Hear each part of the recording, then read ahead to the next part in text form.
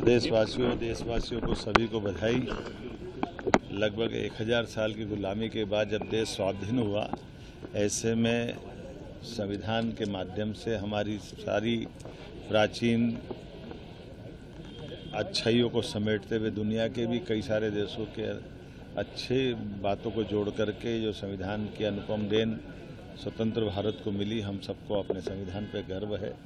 और हमारे लिए यशस्वी प्रधानमंत्री इस मामले में और आदर्श है, जिन्होंने अपनी शपथ के बाद पार्लियामेंट को मंदिर के भाव की तरह से लिया और संविधान को नमन करके हर बार उन्होंने अपनी अगली प्रधानमंत्री कार्यकाल की पारी की शुरुआत करने के साथ संविधान के अनुच्छेद 370, जिसने देश में 40,000 निरपराध भाई बहनों को, पुलिस जवान को, आर्मी जवानों को कश्मीर में शहादत देना पड़ी, ऐसे में इस कठिनाई को भी दूर करने का माननीय मोदी जी ने मार्ग प्रशस्त करके हमारे संविधान की पवित्र आत्मा के साथ जितने अच्छे प्रकार से जोड़कर चलने का मौका आज हो रहा है माननीय मोदी जी के कार्यकाल में। एक गरीब परिवार का व्यक्ति आज देश का तीसरी बार प्रधानमंत्री बन के दिख रहा है, और हम सब ऐसे लोग जिनके घर में कोई राजनीतिक क्षेत्र से नहीं आते।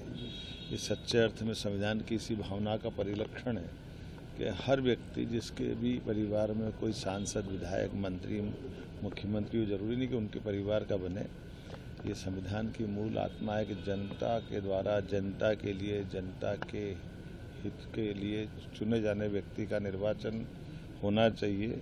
तो दुनिया के अंदर सबसे बड़ा गणतांत्रिक देश भारत है, और आज उसके माध्यम से दुनिया भारत के प्रति नमन कर रही, तो उसका सबसे बड़ा आधार संविधान है। आइए हम सबको गर्व है। सर, यूनिटी मार्च में भी जा रहे हैं, इसके बाद भावांतर योजना का दो आपके बड़े कार्यक्रम हमारे लिए सौभाग्य की बात है।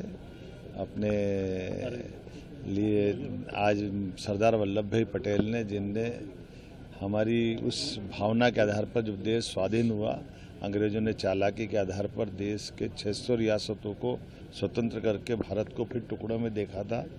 ये सरदार वल्लभ भाई पटेल थे, जिन्हें उप प्रधानमंत्री रहते हुए गृह मंत्री के नाते से देश की सारी रियासतों का विलीनीकरण करते हुए वर्तमान के राष्ट्र का सशक्त रूप अगर कहीं बनाया तो सरदार वल्लभ भाई पटेल के माध्यम से।